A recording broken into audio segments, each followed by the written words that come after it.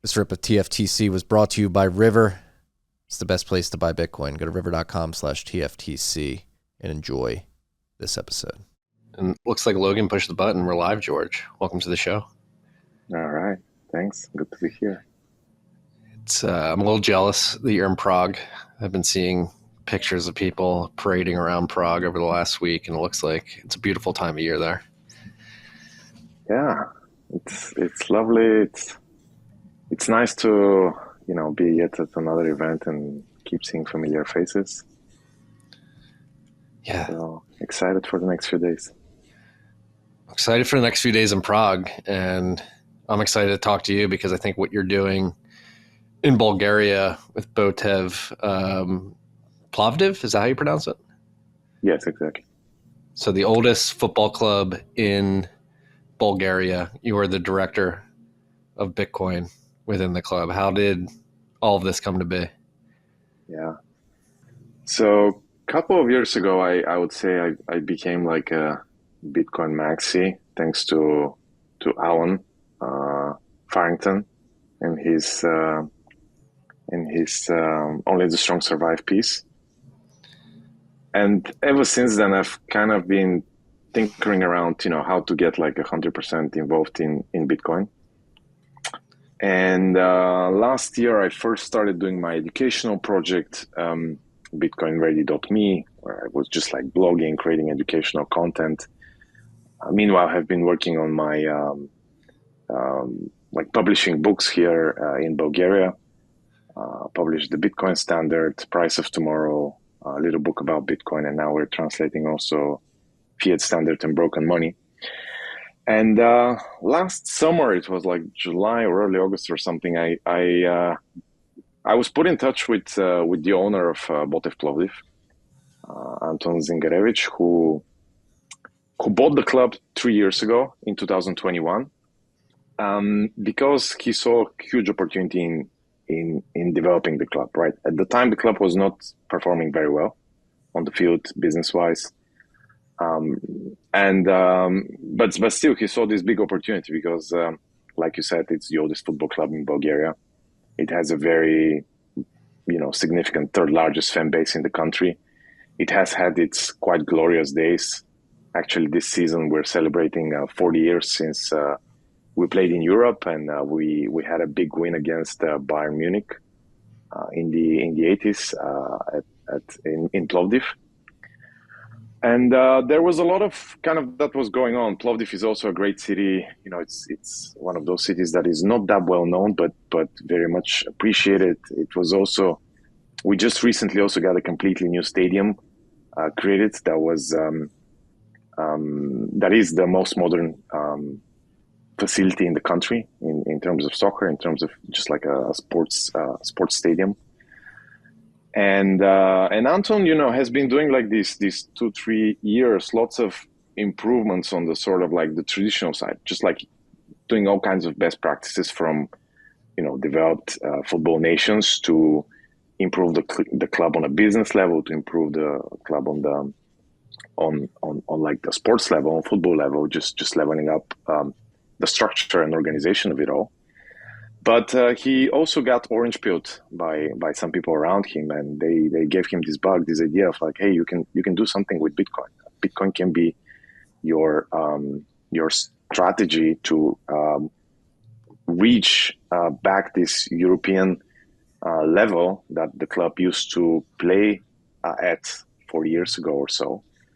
By implement all these best practices, but on top of that, add this Bitcoin ingredient and get people excited about what you're doing. And what's even more interesting about this whole thing is that not only there's this opportunity to level up the club and how it's doing, but because the club has already this very large footprint in the country, in the city for sure. You can have this extremely positive impact on the people, on the community around the club, as you kind of bring, especially if you manage to successfully integrate Bitcoin within the club, educate people around the club, and just like bring this conversation about Bitcoin from a completely different angle, from a sports entertainment angle, as opposed to just like the topic of just money and finance, which is kind of the standard way in which people go about it. And so he was looking for a person to lead this effort, right? To project manage it, and that's how we got connected. I was like frankly, I couldn't believe that's even happening, because Plovdiv is my home city. I was born there, I grew up there, and past 10 years I've been living mostly in Sofia, which is the capital of Bulgaria. But still, Plovdiv is where my heart lies, and and I couldn't say no. It's just been one of those things. Like as Steve Jobs said in this famous speech of his, like just like looking back at everything I did for the past 10 years of my professional life and so on and so forth, kind of like putting me in this position to be able to give a serious try at integrating Bitcoin and making something big for this club, for my city, and hopefully for sports in general. I feel like. Yeah, it's so cool to see. Obviously, we were mentioning before, obviously Peter McCormick and Bedford have done this with Real Bedford. With all this in mind, being approached and asked to handle the Bitcoin operations within the team, I'm just really curious. You're coming to it from an educational standpoint for the fans and the community. Obviously, there's a financial component for the club itself, like trying to put Bitcoin on the treasury so that you can reap the benefits of Bitcoin going up in value and then reinvest that in the club. But how do you approach this as the director of Bitcoin? Like, what are the first steps that you take? What are some of the first things that you do to develop a plan and then begin implementing it? Where do you start? Right. Well, to be fair, we started from the very basics, because when I joined, started formally in like last September, and we were like, okay, we're now integrating Bitcoin. The goal of it being, like you say, over the long-term financial benefits, over the medium-term to internationalize the brand of the club. And so the club at the time was, and it was very Bulgarian focused, right? Even our website was exclusively in Bulgarian, right? So we couldn't really kind of make any serious announcement and people taking us seriously if we have everything in Bulgarian. So, there's all these Bitcoin things, but there's all these kind of traditional improvements that needed to be done. And that's still, to be fair, like a lot of the things we need to work on to improve in order to, like I say, introduce lots of best practices from clubs in general. So we get back to this European level. So first thing for me was really just like creating a new website. So started in September, and the goal was, we decided, okay, like we need to move fast. We set a deadline that by the end of October 31st, when it was the anniversary of the white paper, that we have this live. So it was quite hectic. I had the pleasure of working with a Bitcoin designer who has experience designing other Bitcoin products. He created the design of the website. They then found dedicated guys who actually build up the website, coded it and everything. And in the meantime, obviously, just doing the very basics, which for us were, as first steps, integrating payments. So people can actually come to the stadium, paying Bitcoin in the fan shops, paying Bitcoin online for our store and so on and so forth. So setting this up with BTC Pay server, with our local partner, Crypto Desk, and these were kind of all the very basics, like just set it all, and also kind of actually introduced the organization, right? Like onboard the organization into, why are we doing this? Why is this something that makes sense? Which, to be fair, was challenging. because at the time when I joined, specifically, the club was not doing particularly well on the field. Like literally, like the end of August, beginning of September, we just had a streak of lots of losses. There was very bad sentiment overall, within the club, around the club, which is also, added this sort of hesitancy as to like, are we ready to do this? Because at the end of the day, we're a football club first, right? And first and foremost, what people care about, and that's how it should be, is results on the field, right? And if there are good results on the field, then you can do generally business ventures, or any kind of like other ventures around the club. But football first comes first, right? So this was not going well, but nevertheless, I was like, okay, and we move as quickly as possible, and we kind of keep fingers crossed that things start improving, so that we're able to, by the end of October, we're ready to launch, to make this announcement. And if for whatever reason things really haven't been good, and we decided that timing is super bad, okay, we can postpone it. But fortunately for us, actually, right around the time when I joined, we also got a new sports director, guy that has quite a lot of experience with Borussia Dortmund. We got a new coach leading the team, who both of whom actually played a very, very key role, and also a few other like experienced players joined the club as leaders, so to say, especially our captain.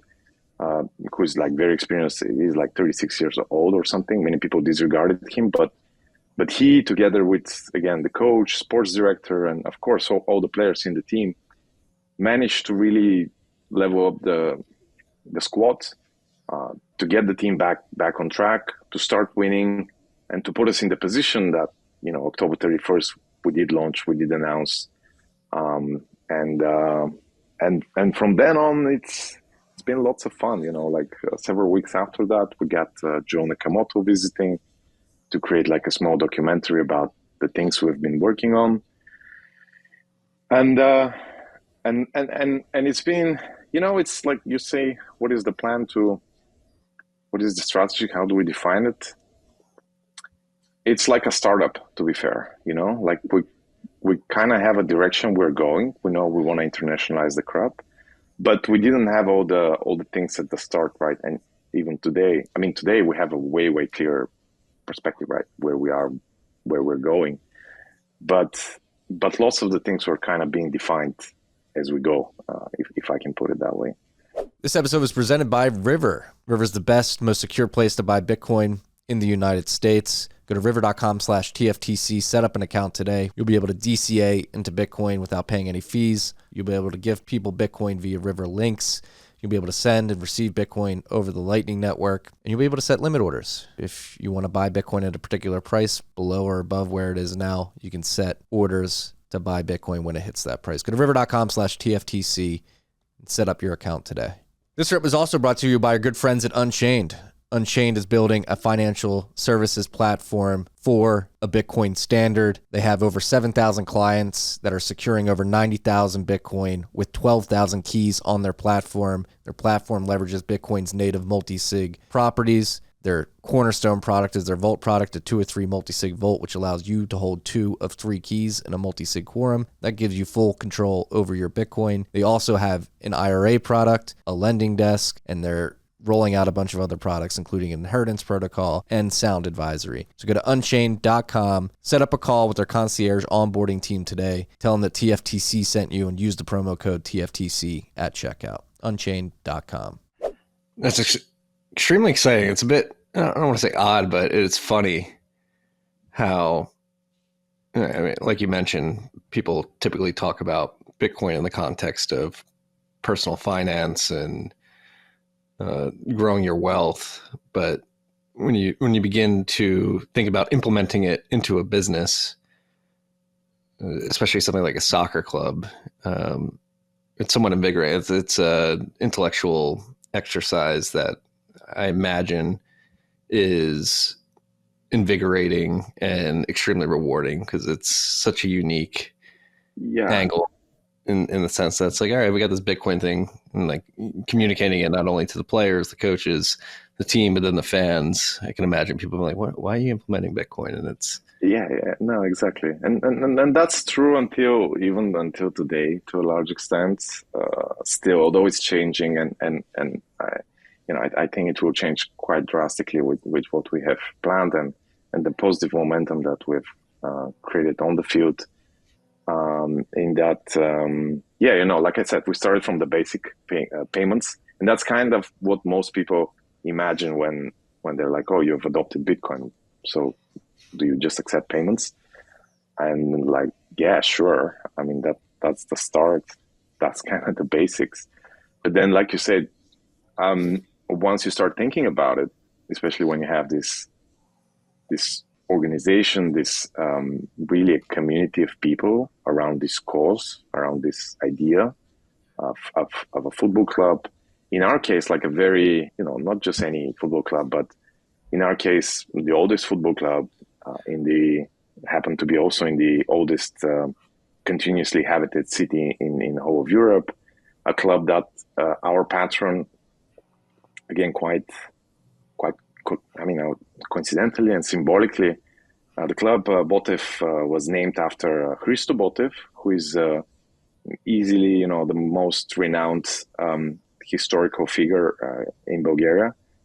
As about 150 years ago, he was a revolutionary who fought for Bulgaria's freedom from the Ottoman Empire at the time, and not just Bulgarian's freedom, but he was like, he was a true freedom lover, like, because outside of just revolutionary, he was also a poet. So he has many poets, and he has these quotes every now and then that are, obviously much of it is about getting Bulgarians free, but some of those are so kind of like in harmony with Bitcoin's philosophy.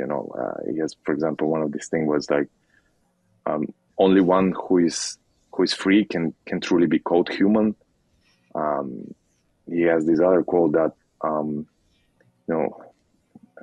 well, I can't remember the top of my head, but it was something like, the fight for freedom, the struggle for freedom requires many minds and brains, many hands and brains, many people involved, right? Which and people are very connected to this mission here, right? Like the fans, the community, that they're very connected to the figure of to this historical figure of Hristo Botev, and we commemorate his birth, we commemorate the date on which he was shot. We like to say, that there's this saying that he never truly died, because people who fight for freedom, they don't die, they continue to live. And he definitely continues to live in the memory of our fans, in the spirit of our club.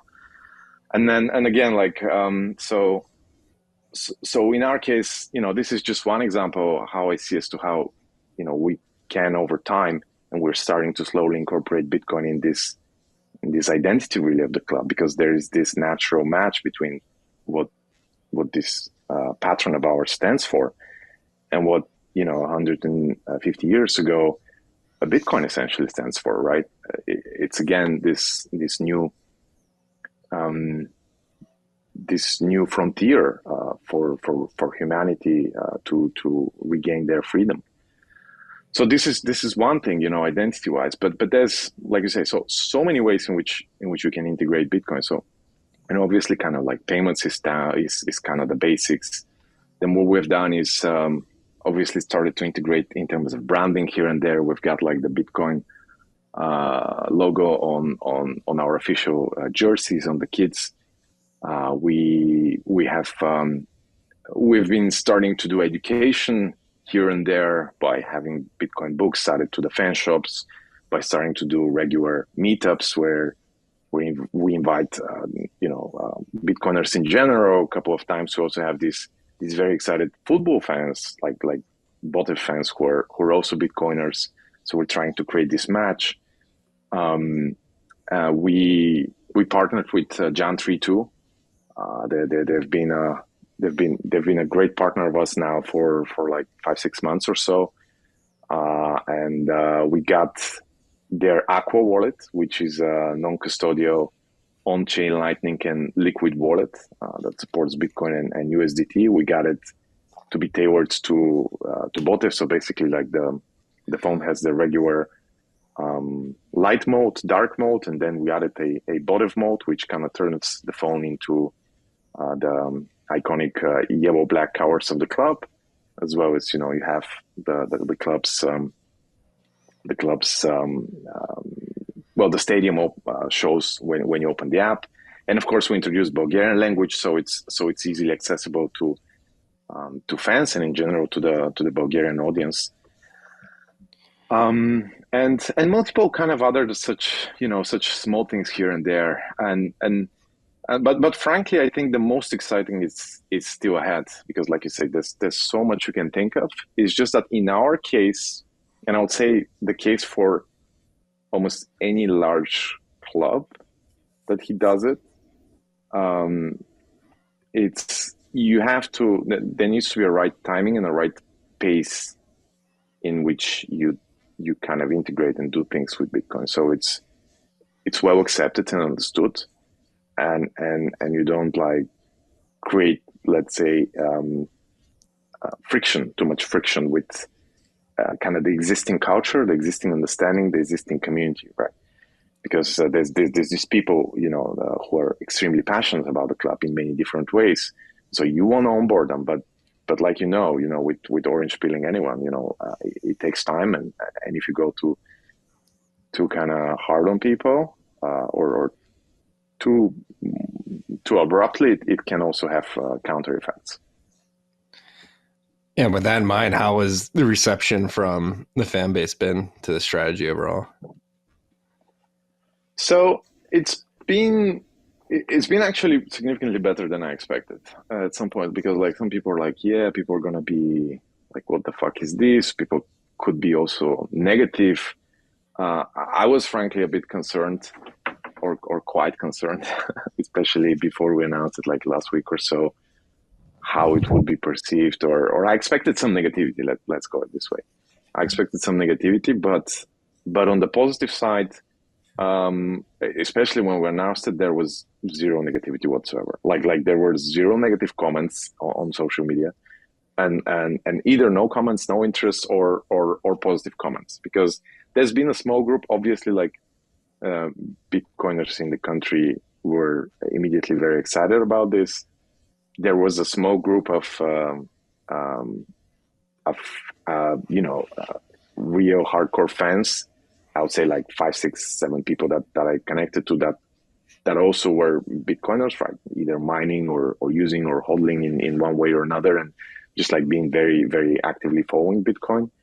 So they were excited and positive, and we have this group with them where we're brainstorming and kind of bouncing ideas, what and how to do, and how to kind of grow, this virus, so to say, right, within the community. But the vast majority of people didn't really have any opinion whatsoever. They didn't care. They didn't understand, and even until today, I would say a vast majority of people still don't get it, still don't completely understand what is the relation. But kind of, as we like to say, and as we created these jerseys, the best is yet to come.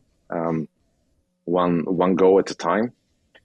So we've been very fortunate, to be fair. We've been very fortunate to have mostly positive wins behind us, with the club going better, with the price of Bitcoin going positive also obviously helps.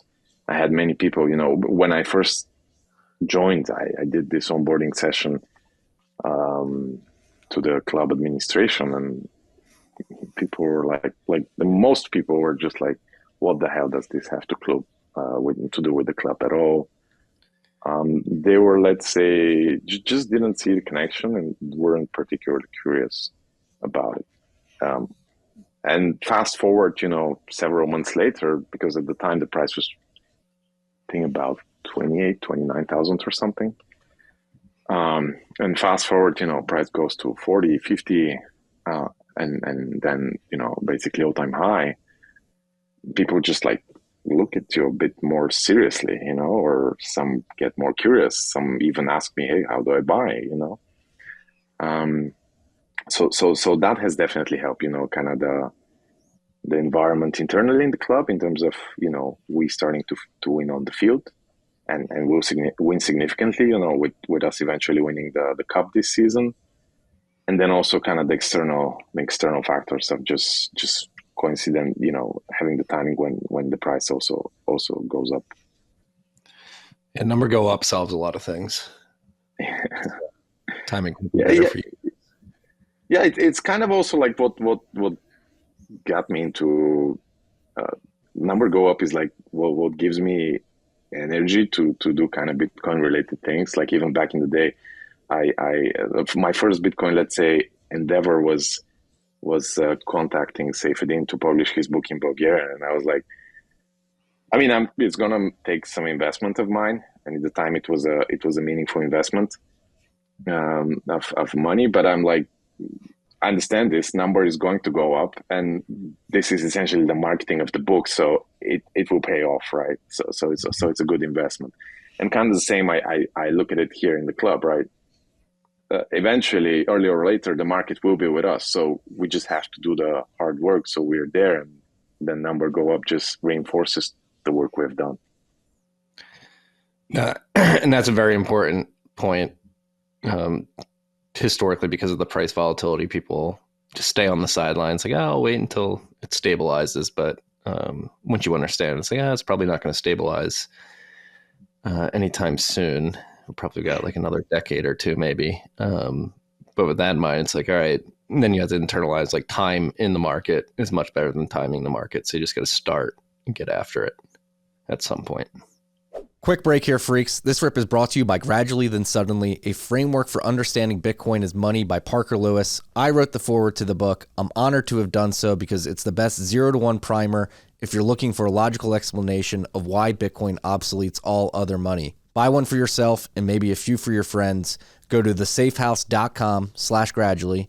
That's thesafehouse.com, safe spelled SAIF, thesafehouse.com/gradually. Use the promo code TFTC for $5 off at checkout. Buy it now, freaks. The price of Bitcoin is going up. You need to understand it. This is the best 0-to-1 primer. This rip was also brought to you by our good friends at Zaprite.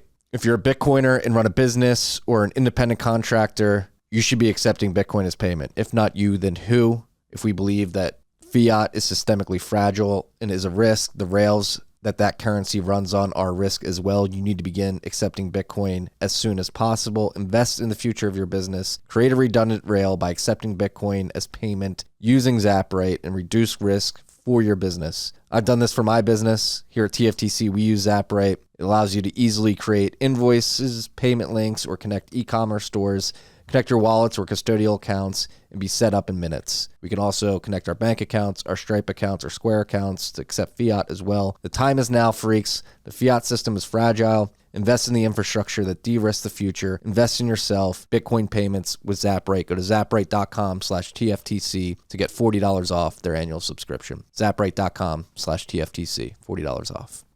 And Botev will be in the European Cup finals due to the fact that they have the hardest money in the world. Yeah, well, no, that's actually quite hard. As I started to understand, the football business is complicated, like in sports business in general, on a big level. It's hard. It takes a lot of. It's not like just like a startup, because you have your product there. Here you have many people involved, right? Like personal things, people things. You have the coach, you have the director, you have the pure sports side. Then you have the business side, which is there to reinforce the sports side. And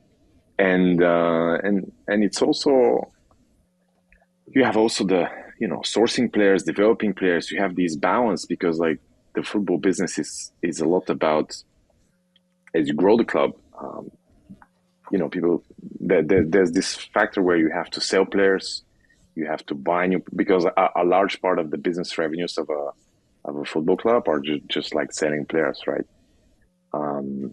but you also have to do this in the right pace, or in the right way, so you don't sell too many of your good players. So at the same time, you keep attracting uprising stars or people with potential when you develop them, so that you at the same time improve the financial situation of the club as you improve the squad, right? And so there's so many things that get in the success of a club, and especially over the years. It's a lot of work. It's a lot of hard work. It's a lot of consistent work from the players, from the people who manage the players. Like, it's a lot of sports work. It's a lot of like psychology, and then the business side is obviously kind of the traditional hard work that anyone has to put, and the processes and structures that have to be in place there, to have a like a good business with good products that clients, fans are happy with, satisfied with that. So it's good, and they purchase products and services of the club. They get others involved, and so on and so forth. So it's a long game, and in our case, as I see it, we could very well. So frankly, like my belief is, and as we discussed, with other key stakeholders in the club, like with this Bitcoin strategy, we can make within, let's say, a year, the club to be largely recognized as the professional, Bitcoin club globally within 3 to 4 years. If we execute well, and if we continue developing the team, and if we stay true to this Bitcoin strategy, within 3 to 4 years, hopefully we can become like a serious and well-known player on a European level. Starting from this year, hopefully, after winning the cup, we are now next month entering the Europa League games, which is kind of the second biggest league in Europe after the Champions League, obviously, where the top teams play. And then, with lots of, again, hard work, consistency, and, the Bitcoin as kind of this supercharger on the back end, I think it is possible, 8 to 9, 10 years down the line, to really become one of those, to play against the biggest teams in Europe, like we did, 40 years ago against Bayern Munich. It just takes a lot of time, but I think it's totally worth it, because this can be an amazing story. This can make a huge difference, and to be fair, the more I learn about the sports industry, the more I see what others are doing, and obviously understanding Bitcoin, I think it's kind of inevitable for other clubs and established clubs to basically do a lot of what we are doing, or at least obviously to adopt Bitcoin as some sort of a treasury, as an asset. But yeah, we just have this advantage, kind of similar to El Salvador in a way, in that we're a serious club. El Salvador is the real country, right? But we're both underdogs, right? And so if we see where things are going, as we do, and if we adopt them earlier, and we kind of combine this with hard work, we can catch up, hopefully even outpace the leaders who are today sleeping in their comfort zone, just because, okay, you're a successful country, or you're the successful club, and you don't have to think much outside of the box, or you think just the world is going to be the way it's going to be, which is not. No, it's changing. It's changing rather quickly. And in terms of that, like utilizing Bitcoin to help leapfrog the club back to the success it had many decades ago, from a corporate finance perspective, like actually using Bitcoin, what does that look like? Is it taking ticket sales and merch revenue, rolling a portion of that into Bitcoin to sit on the treasury? Once the Bitcoin's on the treasury, do you utilize it in any particular way? Are you going to sell Bitcoin in the future to get cash to pay for players or new amenities, or simply use Bitcoin as collateral in loans, or simply as a treasury asset to build the value of the club over time? Right. So in our case, the way it goes is the following. So when the owner bought the club, the president of the club bought the club 3 years ago, the club was at a loss, right? And the club is still generating a loss, but it has been improving a lot over the past 3 years, right? So we've been improving on the field, we've been improving on the business side. But still, we're not break even as an organization, as unfortunately is the case with many other sports clubs and in particular football clubs. And so the strategy is, for us to get to break even as quickly as possible, and then to grow the profit. And that involves, again, best practices, improving, getting more people on the stadium, if you want, just like introducing many things that are standard, let's say in Western Europe and the US, I guess in sports here we're like not standard at all. Just like engaging more people, getting the stadium to be full, because we've got like this amazing facility, 18,600 people, which, however, for various reasons, like last season, we literally got the stadium full twice on 2 games, right? I think with the success next year is going to be year, I hope we can, I'm pretty confident we can do it like at least 6-7 games or more, and increase, consistently the average attendance until, like, hopefully at next season or so we can start getting all games filled. But anyways, coming back to kind of the strategies when it comes to Bitcoin. So the strategy at this point is, because we're still not, like, we don't have a strong balance sheet as some other clubs. The strategy is really to, grow our brand, to grow our revenues, and at the same time to sell a part of the business, to sell part of the shares of the business to external parties, to investors, to the fan base, who can then get a stake, who can become co-owners of the club. And with those proceeds that we'll generate, on a large part, we'll build a capital base in terms of Bitcoin, and a smaller part we'll use to level up the squad.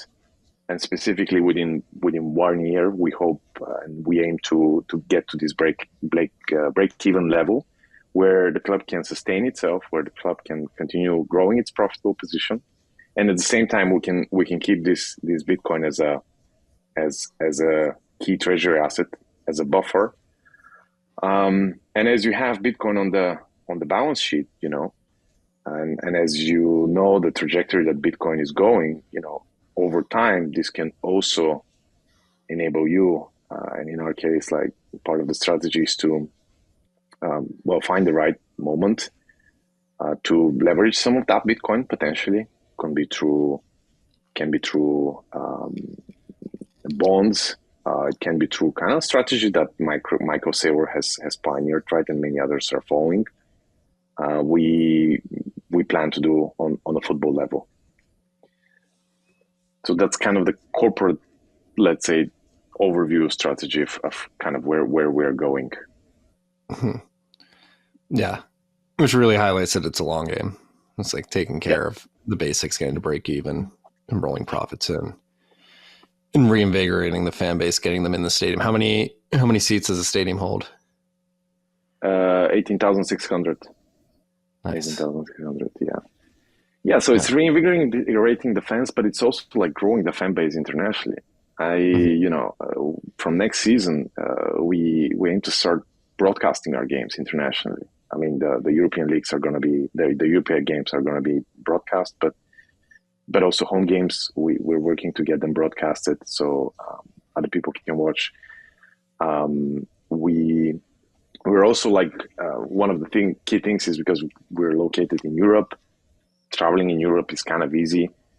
The city is actually worth visiting for many reasons. Just as a tourist, it's quite loved for digital nomads because it's quite affordable. And so we want to position it as a place where you come over a weekend or you come over several weeks or a month, watch a game, do other things around the city. So that's also a part of the strategy of growing revenues, and also by internationalizing the brand, there's so much more in terms of like sponsors, in terms of like digital products that we can sell to. So yeah. Yeah, I was looking at pictures of the city on Google Maps before we hopped on here. It's a beautiful city.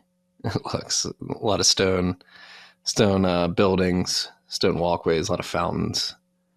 Yeah. No, the especially downtown is amazing. Yeah, lots of pedestrian areas. Everything is close by. Lots of cultural life too. So there's like the Roman, lots of Roman and Thracian remnants.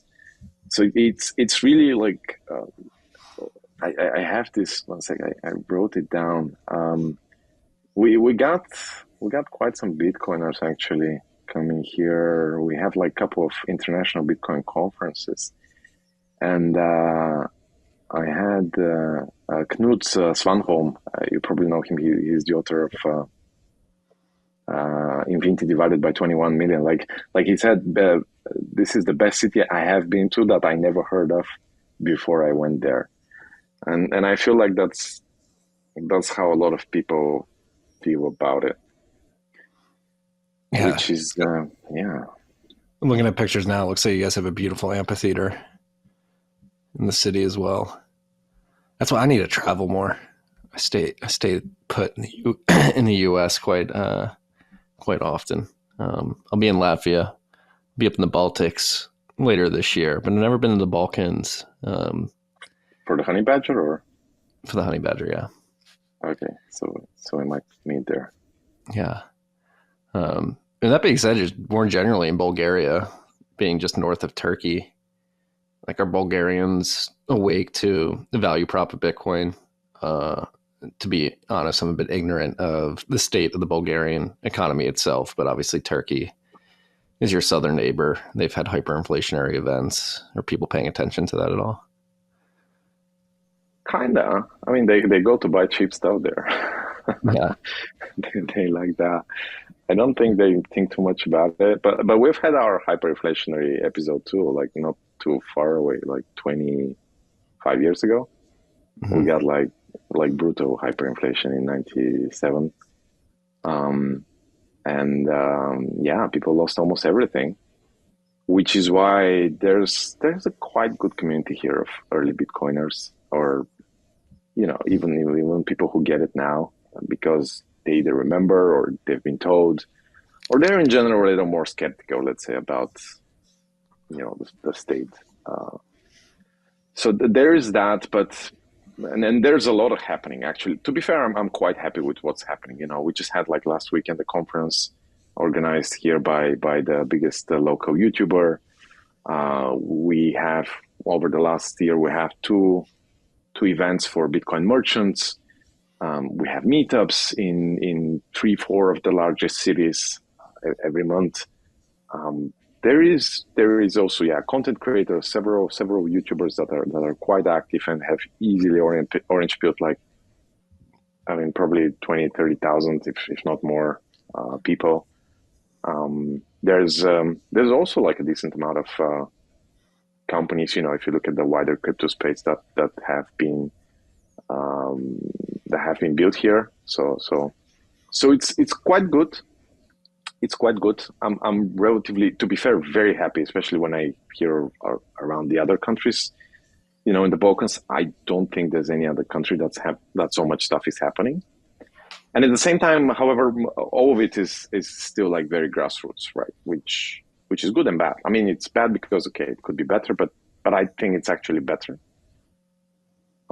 because it's like stronger foundations for it to mature. And my hope, like, quite frankly, is also that with what we do and how we bring Bitcoin into the conversation from a very, again, non-monetary, directly perspective, non-financial, just like, hey, we're a football club and, we embrace Bitcoin in so many ways,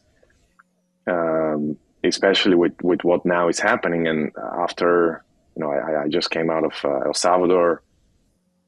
Man, it's like the future there, seriously, in so many ways. And I want to create this connection between El Salvador, this future, and us, the football club here. And as we show this, as we show why it makes sense, and what it will do for the club, and it will start doing for the club very soon. That other people, more and more grassroots adoption happens here until it hopefully becomes like a topic that many people care about and want to discuss. Because I've really came to this point where I don't think it obviously it makes sense to argue, to debate, to explain to people, to educate. But at the end of the day, as a doer, as an entrepreneur, just go and do stuff and then prove to people, that what you're doing makes sense with your work, with the results, with the direction you're going. And with time, others will see it. And that's kind of what I'm focused on, and what my team, and I think for a lot of Bitcoiners, is just okay, don't just complain, don't just argue and stuff. Go do things, right? And then with time, these are gonna get noticed. In our case, because we're really just this public institution that tens of thousands of people look at, I think it's really an amazing opportunity to drive this conversation. No, and it's funny hearing you describe all this, because number one, I agree, roll up your sleeves, go do stuff, but then bring it back to El Salvador. It's so funny to think that a country in the Balkans and a country in Central America, or a football club from the Balkans, I want to go down to El Salvador and set up shop here. So you guys officially incorporated part of the business, at least in El Salvador as well. What was the reasoning behind that? Yeah, well, so like I said, a key part of the corporate strategy is now to decentralize the club ownership, to enable our fans, to enable Bitcoiners, to enable anyone really in the world to be part of this, right? Because we realize that for the success of this, we want to get people involved. We want to get people to have skin in the game, because that's when they care, that's when they talk, that's when they become ambassadors. That's why they can also help in small and big ways, right? And so, we looked at how we could do this, and how we could do this scalably, how we could do this internationally, and really there's different ways, but I would say not the only way has been the El Salvador path, but El Salvador has been the clear path for us, in which we utilize to decentralize the club ownership, to get the opportunity for anyone to become involved, to become part of this journey, is because first of all, El Salvador has Bitcoin as legal tender, right? It's money. It's a currency. There's no capital gains taxes on it, as it should be, right? And then they just introduced last year a new digital asset regulatory framework that is crystal clear, right? That is there. That is okay. It's still early, but they've done this, right? They've set the rules according to which you can raise capital, whether for debt, for equity. And also they have created incentives for companies to incorporate there and to issue their digital securities there by essentially removing all taxes. So if you're a Salvadorian business, so you could, in theory, we could in theory use our Bulgarian entity to raise capital in Salvador.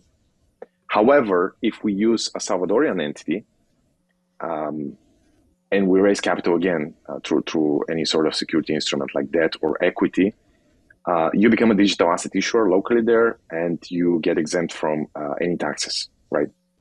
And so it's economically, it's a no-brainer for for you to think about, okay, like, why don't we just move the economics? Obviously, we're real business, real people, based physically, in Bulgaria, in a Balkan country.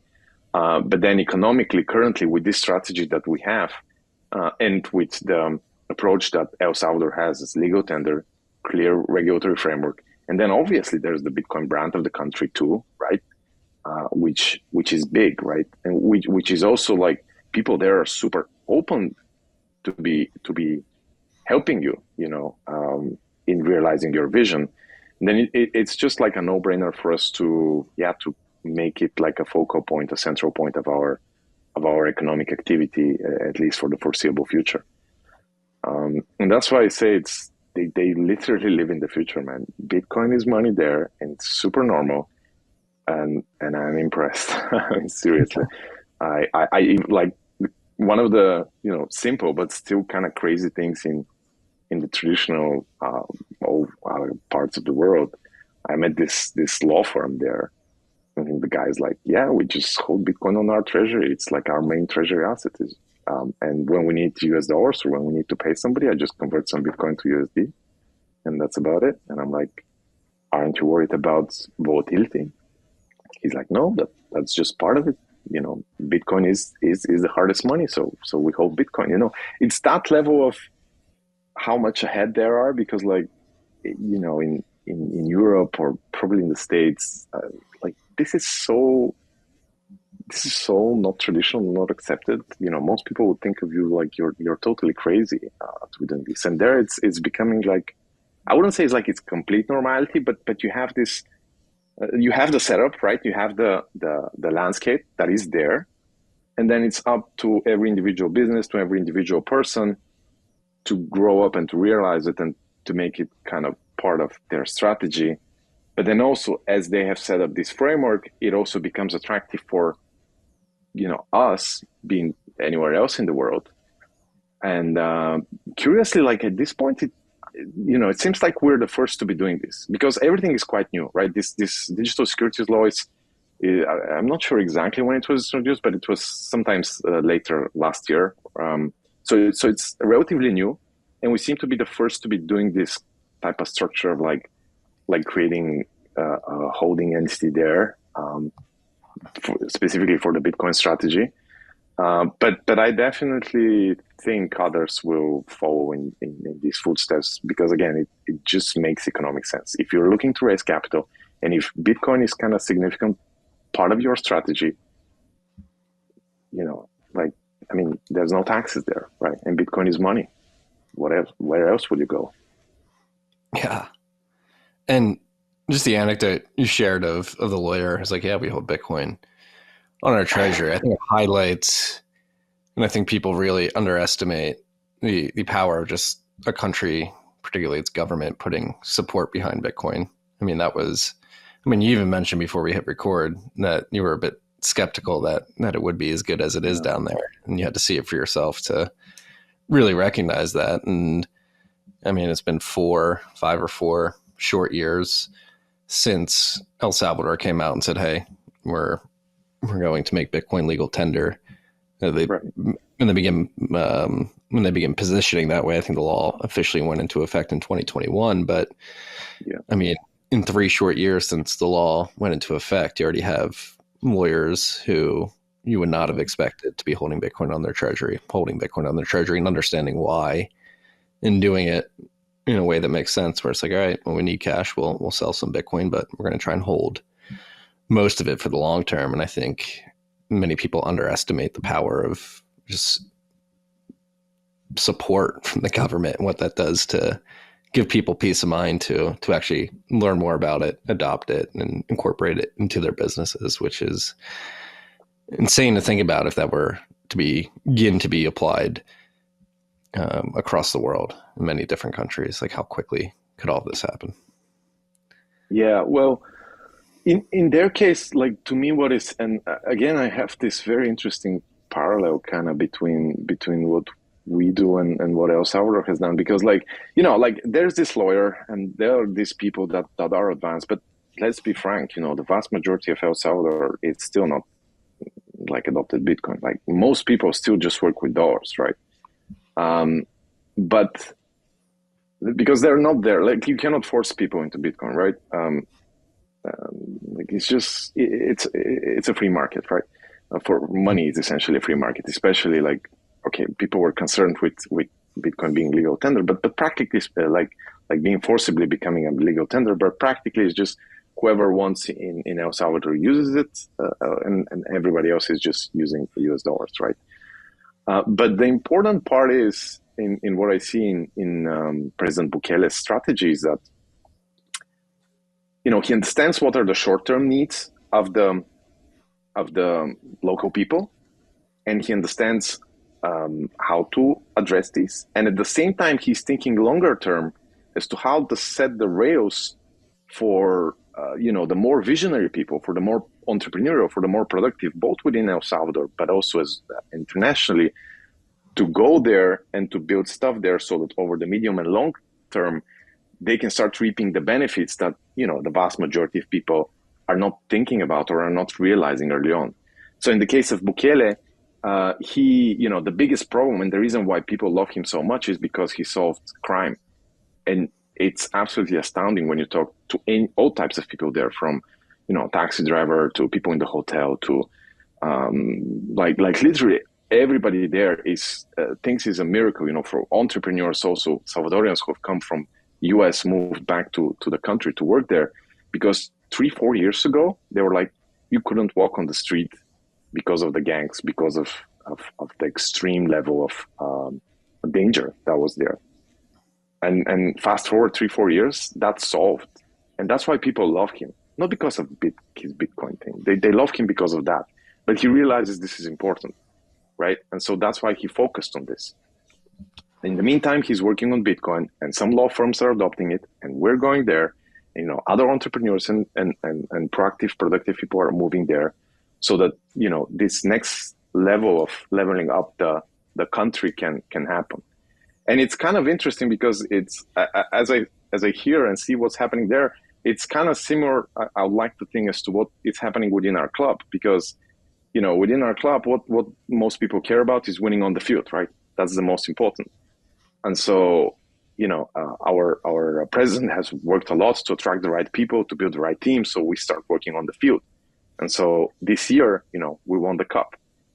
Okay, we started adopting Bitcoin. We started doing things with Bitcoin. We've done a lot to kind of set the groundwork, so that although people don't see it, you know, in our eyes, in our strategy, Bitcoin can play a huge role in really leveling up the club, like next year, the year after, 3, 4, and many more years down the line. So I think that there's still this opportunity for all kinds of businesses and countries and in general to be like you have to be cognizant. What are the short-term pains and what people care mostly about?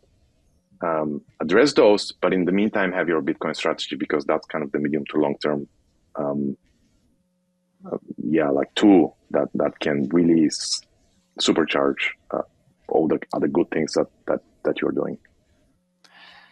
Yeah, and again, bring the Bitcoin standard and time preference back into it. When you have the idea and the implementation of Bitcoin on your balance sheet as a treasury asset that anchors your long-term vision, it's like, okay, if we have Bitcoin on this balance sheet, we can expect in 4 years that'll be worth a lot more, and we'll be able to do a lot more with the value that has built up in our Bitcoin treasury. But in the meantime, there's obviously time between now and then. And so we got to work hard to make sure that it's worthwhile to spend that Bitcoin in the future. So we have to get everything right. We have to get the club winning games, get it back to break even, profitable, get more Bitcoin. And so it is crazy how something as simple as having Bitcoin on your treasury as this long-term planning anchor that allows you to really focus on shorter term, medium term goals that will increase the value of the club and the quality of the club. It's just really interesting socially, psychologically, how having hard money just really reorients how you approach things. Yeah, right. No, but that's also kind of, frankly, that's the thing I most dislike about fiat, and dislike is like a soft word. It's just how many people are focused on the today and the now. And I see this even across the club, right? To be fair, even today, because it's other people and stuff, which is normal, right? I get it. It's just unfortunately it's how the whole society works. It's all about today. It's about the very next day. It's not about thinking long term. It's kind of the reason also why all of these large other football clubs or clubs in general, they're not really thought of Bitcoin, right? Because you have to understand, you have to see it in order to put in the work, because we haven't reaped that many financial benefits, so far, right? But other clubs, go for the easy thing. They go for, let's issue a fan token and let's sell it to our fans. Which, okay, you're making some short-term revenues, but in the grand scheme of things, it's just a waste of time and energy, because, okay, you've milked literally some revenue from your loyal fan base one time. There's not going to be like a second time. They've lost some money essentially, because all fan tokens, like 50, 60, 80 clubs or so have issued fan tokens. And not just fan tokens, there's all these other type of examples in our industry of just short-term thinking, because again, like when you're in this fiat world, you're constantly thinking of how to maximize revenues as quickly as possible, as short-term as possible. And then this just breaks incentives, breaks the possibility to, for you to have a vision, to build, to think what can we do, to really level up this club over 3, 4, 5 years. And it's true across society, across literally everything, right? Yeah. I mean, I've seen it personally in my own life, in the businesses that I run. Now that you're talking about El Salvador, I'm like, God, should I go set up a holding company in El Salvador for the tax benefits down there? But with all this in mind, too, like, let's talk about the players a bit, right? Obviously, the players, most important part of the club. They are what can actually get the club winning and back on track to begin climbing the ranks within the clubs in Europe. And they also trend younger individuals who many would assume are more receptive or understanding of Bitcoin due to the fact that they grew up in the digital age. Are any of them hardcore Bitcoiners? Anybody getting or asking to get paid in Bitcoin? Do they understand it? I wouldn't say we're there yet, but because like I said earlier, for us, a lot of the things that we do is about timing and when we do it, right? So the time for this has come, literally. So quite next week, as we're speaking, I have quite some meetings scheduled with individual players, with some key staff there, to start getting people on board. So we will. We've already shared that we will be making educational sessions to players. I'll be doing such, but frankly, to people who are listening, if there's people who are excited about it, if people want to visit Bulgaria, if they want to also come talk to our players and sports team, absolutely, you're welcome to come and we'll facilitate this, because we see this getting the players on board. Now is kind of the right time for us to do it, because again, season is very heavy, very complicated. Now we're off season. They've just started their training, pre-training sessions, right? They have their training camp. So now is kind of the right time. We have identified for me to next week and to really focus individually as well as a group on many of these key stakeholders, because as they, again, inevitably, I think I don't expect all of the players to get it from the get-go, but I have, I've already had talks, with quite some. So we're getting there. Again, it's a process, not pushy, but as we get there, inevitably, because again, number go up, technology always helps build our case, and that's been the case. That will likely be the case, in the coming weeks and months. As we get them on board, this is where the really interesting and impactful work starts or follows of everything we've been doing, because this is what the fans look up to, right? This is what other players also look up to. And so for us, it is very important, because players, they're like, I mean, you can call them influencers in a way, right? People look at them. They're role models. They're leaders to people within our community.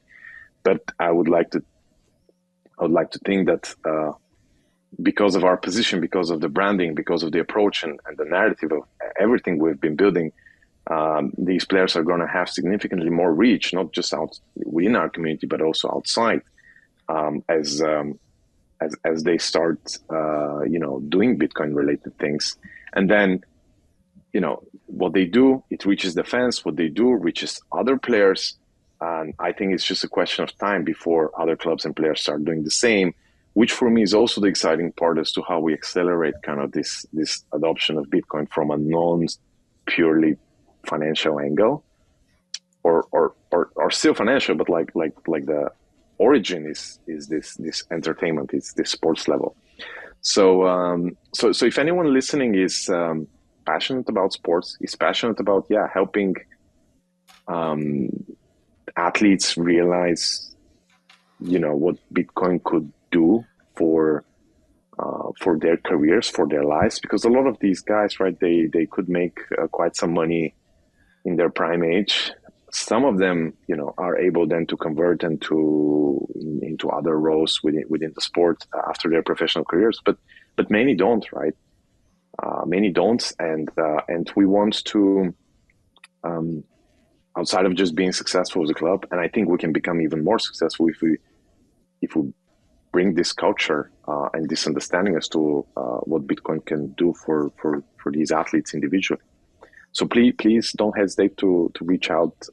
Come visit for a game. Come visit the city, which, as we said, is worthwhile. And if you have something good to say, if you have particularly experience in this field, we would love to facilitate such type of conversations. Looks like I got to make a pilgrimage to Bulgaria. Still have to go to Bulgaria and El Salvador, two places I have not been yet. But I mean, there was a big conversation here in the States, obviously, with Russell Okung, Saquon Barkley, a couple others in the NFL, making big announcements in 2020, 2021 that they were going to accept part of their pay in Bitcoin and hold that.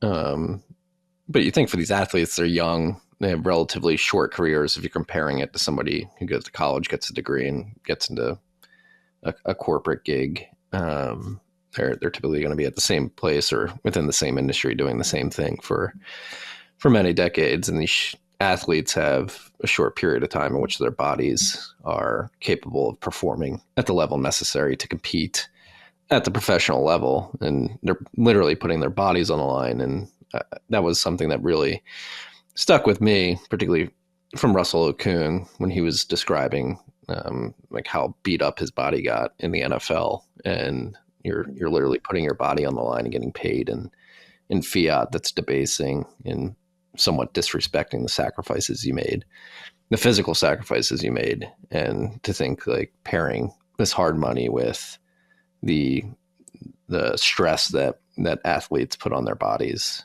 to do what they do, I think it just makes a lot of sense intuitively. If we're going to go through all that training, playing, getting nicked up, you might as well be saving and extracting the most value from that time spent putting your body on the line. Yeah, exactly. Make it worthwhile. Make it worthwhile. And I want to make sure that your week in Prague is worthwhile. So I don't want to hold you up. I know it's probably happy hour there right now. People congregating for drinks around the conference. But George, it's been an incredible conversation. I'm really excited for what you're doing at Botev, and I'll be following along. And I'm sure there will be games played here in the States once you start streaming internationally. There'll be meetups at PubKey to watch Botev. Maybe we'll have to get something started down in Austin too. Make sure that we're watching it in the Commons when the games are on this fall. For sure. Would love to do that and see that happening. Yeah. All right, George. Where can anybody find out about you, what you guys are doing at Botev? How can they help? Sure. So I think the go-to place, when is this coming out? This will be out Friday. Friday. Okay. Yeah. The go-to place by then should be, I would like to say botev.sv. We're creating it as we speak and it should be live. This is going to be the homepage of our, well, specifically the El Salvador entity, right? And specifically for this type of audience, this will be the easiest way. From there, you can find links to our Twitter, our Noster. We've also adopted Noster, and it's been pretty exciting as the first sports club being there, playing with it, and looking to do more things with it. So botev.sv is the place. This is also where you can see a lot of the highlights of the big things that we have happening. This is where you can keep in touch with the really, really exciting stuff that is coming up. This is where, if you're interested, like I mentioned, to become part of this journey as a co-owner, if you are looking to get exposure to our audience as a sponsor, as a partner, go at Botev SV, and we look forward to doing great things together. Awesome. And I look forward to watching you guys do great things and watching Botev play later this fall and maybe this summer in the year. Maybe I'll hop on the Europa League, start watching games this summer. George, tell everybody in Prague I said what's up. Enjoy your time. Go enjoy some incredible beers. I will, for sure. All right, Marty. Peace and love, freaks. Thank you. Tiki.